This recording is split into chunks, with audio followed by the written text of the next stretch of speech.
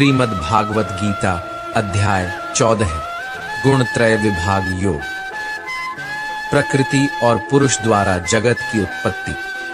श्री भगवान ने कहा, हे अर्जुन, समस्त ज्ञानों में भी सर्वश्रेष्ठ इस परम ज्ञान को मैं तेरे लिए फिर से कहता हूँ, जिसे जानकर सभी संत मुनियों ने इस संसार से मुक्त होकर परम सिद्धि को प्राप्त किया है। इस ज्ञान में स्थिर होकर वह मनुष्य मेरे जैसे स्वभाव को ही प्राप्त होता है।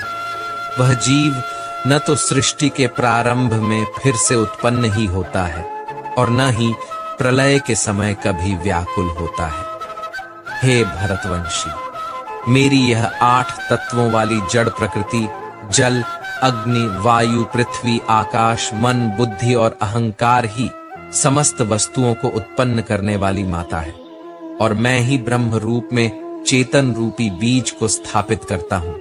इस जड़ चेतन के सहयोग से ही सभी चर अचर प्राणियों का जन्म संभव होता है।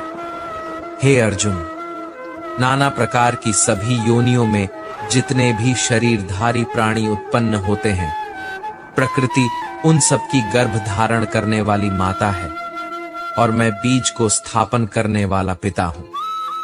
प्रकृति के गुणों की क्रियाशीलता, हे महाबाहु अर्जुन, सात्विक गुण, राजसिक गुण और तामसिक गुण, ये तीनों गुण भौतिक प्रकृति से ही उत्पन्न होते हैं।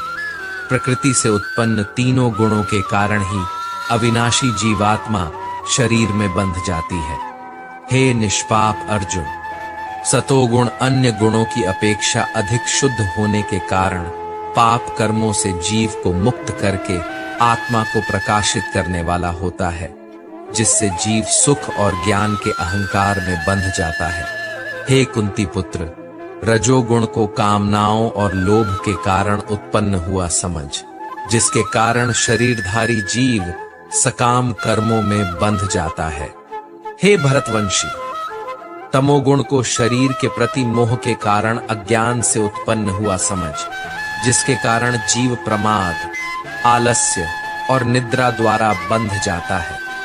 हे अर्जुन, सतोगुण मनुष्य को सुख में बांधता है, रजोगुण मनुष्य को सकाम कर्म में बांधता है और तमोगुण मनुष्य के ज्ञान को आच्छादित कर प्रमाद में बांधता है।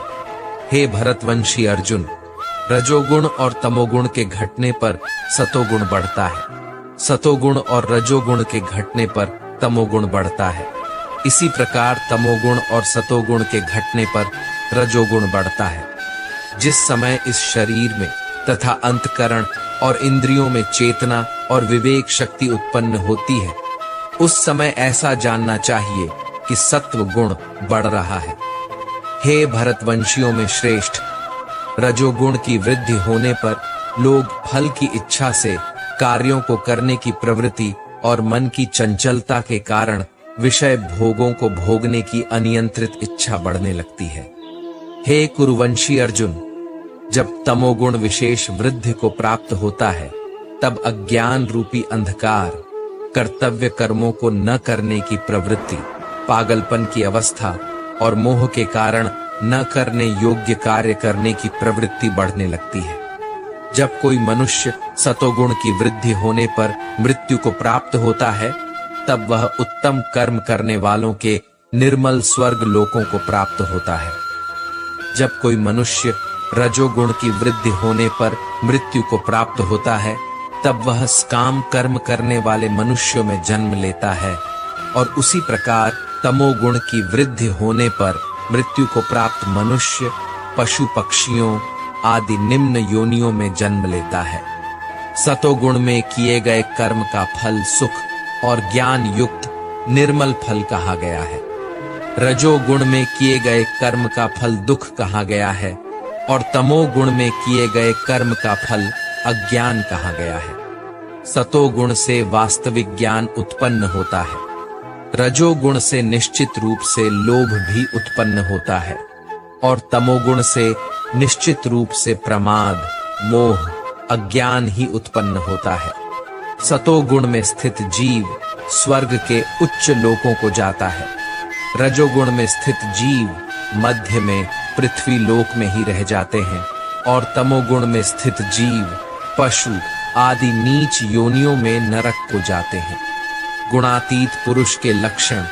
जब कोई मनुष्य प्रकृति के तीनों गुणों के अतिरिक्त अन्य किसी को करता नहीं देखता है और स्वयं को दृष्टा रूप से देखता है, तब वह प्रकृति के तीनों गुणों से परे स्थित होकर मुझ परमात्मा को जानकर मेरे दिव्य स्वभाव को ही प्राप्त होता है।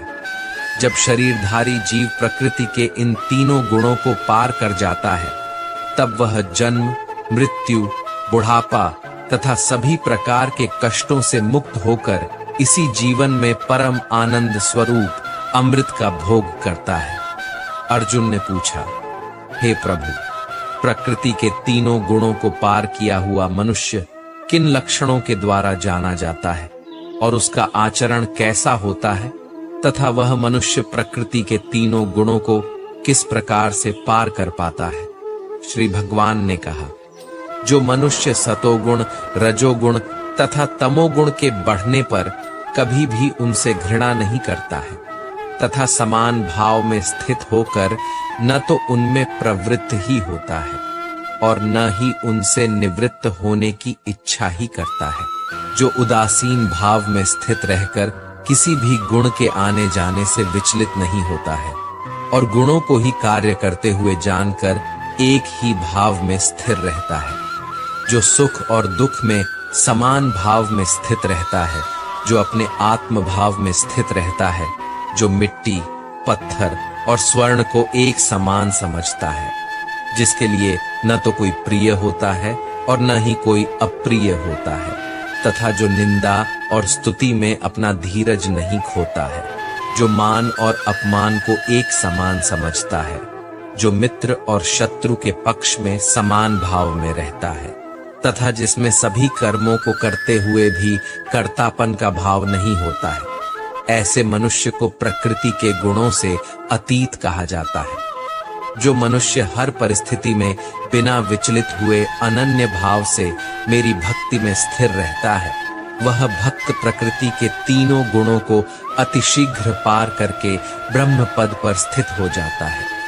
उस अविनाशी ब्रह्मा पद का मैं ही अमृत स्वरूप, शाश्वत स्वरूप, धर्म स्वरूप और परम आनंद स्वरूप एकमात्र आश्रय हूँ। इस प्रकार उपनिषद, ब्रह्म विद्या तथा योग शास्त्र रूप श्रीमद् भागवत गीता के श्री कृष्ण अर्जुन संवाद में प्राकृतिक गुण विभाग योग नाम का 14वां अध्याय संपूर्ण हुआ।